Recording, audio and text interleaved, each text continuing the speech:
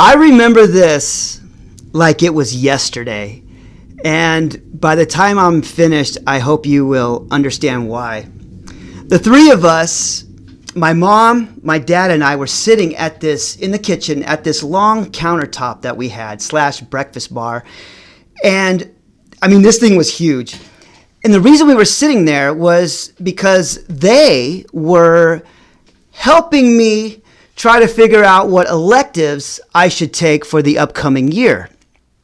And looking down at the paper, my mom, she was all into it, and she's like, "Ooh, look, they've got typing." And she looks over at me and I'm just like, "I'm not taking typing, Mom. I don't want to take typing. It's lame. It's for geeks." And she's like, no, you're going to need it. You're going to need it for college. When you go to college, you're going to need it for typing reports and all this stuff. It's going to be great. I'm like, no, I'm not taking typing. And she's going on and on and on about how great typing is and how it's going to benefit me. And she's just going on and on and on. And I tuned her out. And as I'm sitting there like this, I see my dad, and he's on the other side of her. And he kind of leans over around her as she's talking, and he looks at me and he goes, "A lot of girls going to be in typing." And without missing a beat, my mom, she stops talking. She, like a little girl, she grabs me by the forearm and she goes, "That's right. There's going to be girls in there. You should go. You should take it." And I'm just like, and I started thinking. And I was like, that's not a bad idea. Sign me up. And so little did I know that while I was in that typing class, I would meet a girl and I would fall in love with a girl. But check this out. She wasn't even in the typing class. Hello, everybody. My name is Bishop Friesch, and I want to welcome you to My Life Through Music, where I talk about the songs and music that were either there at certain places and times of my life, or describes thoughts, feelings, or emotions that I was experiencing during those times and during those places. And the song that does it for this particular time and place is All Star by Smash Mouth, released in 2001. Now, even though this song wouldn't come out for another 15 years after all this takes place, it really does describe me a little bit, but more than that, the situation that I was about to find myself in. Take the music, for example. When you listen to the bass line, you listen and follow the bass line, can't you just imagine some 15-year-old not really knowing who they are yet, not caring too much, just kind of bopping around the hallways and sidewalks of any high school? And that was pretty much me back then. And I wasn't, like the song says, the sharpest tool in the shed. And I'll admit it, I wasn't. And the whole song is really filled with clever line after clever line. It's really brilliant how they wrote that.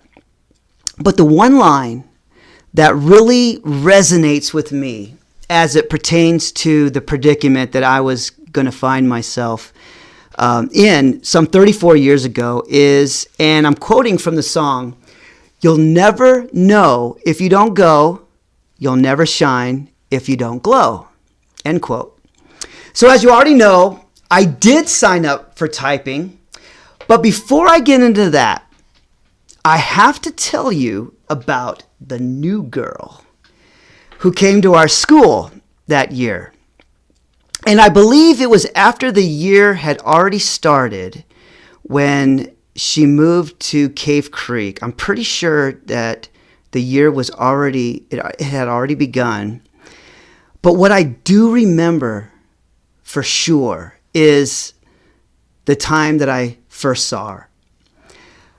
It was a picture-perfect moment within a picture-perfect day. The morning sun was bright, and so was the day. I closed my locker. I spun around to go to class, and there she was. There she was, walking from my right to left, kind of perpendicular to where I was, across my line of sight. and she was about 20 feet away talking to another girl that I knew. And as they were walking together, it appeared that she was just listening as the other girl talked, and she was on the other side of the girl that I knew as they walked.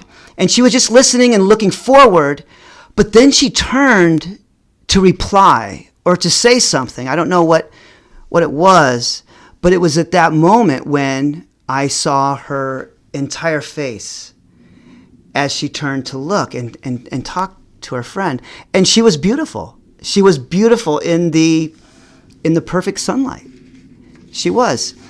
And I had sensed from an early age and have always had a strong connection to the notion that all of us were born and put here to do many things, many, many things.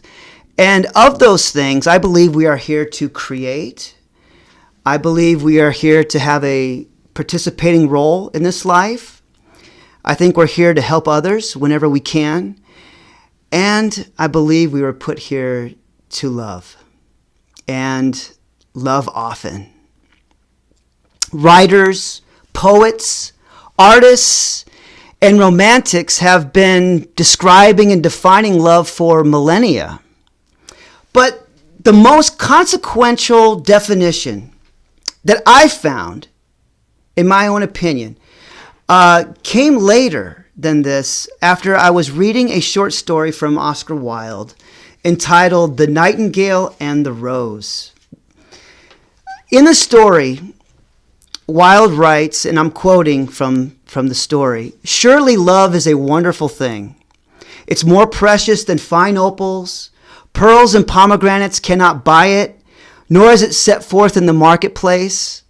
It may not be purchased of the merchants, nor can it be weighed out in the balance for gold." The reason this is so profound to me, again, this is just my own opinion, is that it's relatively short and simple, yet succinct and powerful at the same time.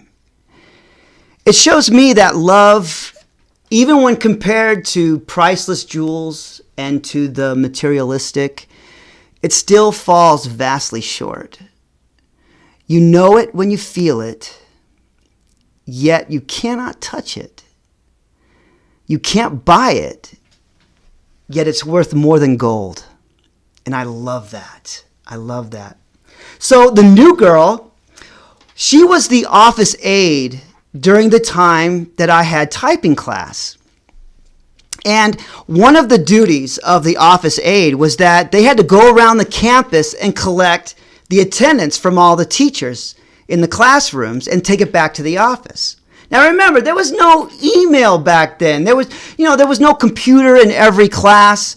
It was very primitive compared to what it's like today. And the only way they had to communicate to the office was this archaic intercom system. And I don't know if anybody remembers, but hearing the intercom in that lame speaker that they used to have in the walls.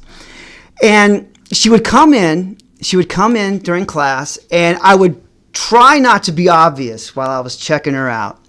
But eventually she caught on, and she would look over and she'd see me, looking at her. And my buddy, who I still talk to this day regularly, he didn't make it any easier, because when she came in, as we were in our, chairs and typing, next to one another, we were really close to each other, he would elbow me as we were typing. He'd go, hey, there she is.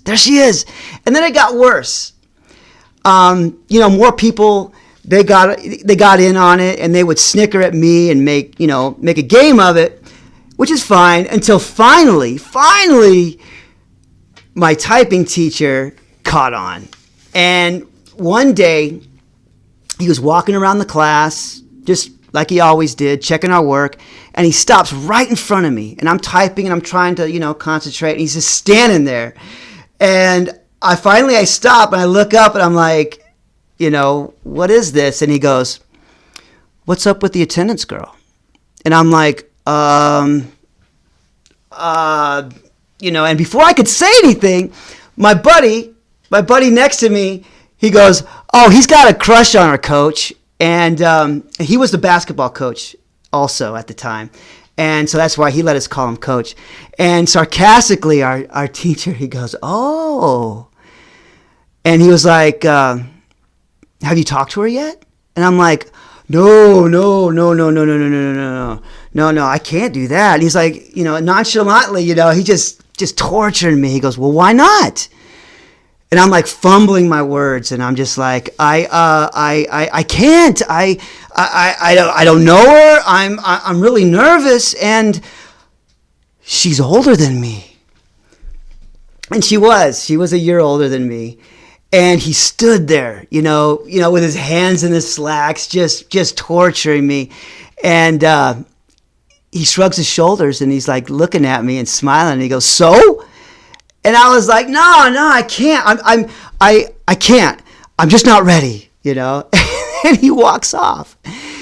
But little did I know that as he walked away, he was formulating a plan that would force me to grow, something that would change me forever. And I'll tell you what he did in the next video. I'm going to put the link to the song All Star by Smash Mouth at the bottom. Check it out. If you haven't heard it in a while, if you haven't heard it at all, check it out because it really describes what was going on, at least in my world. And as always, I want to thank you for your time. I really appreciate you spending a little bit of it with me. And I look forward to seeing you in the next video.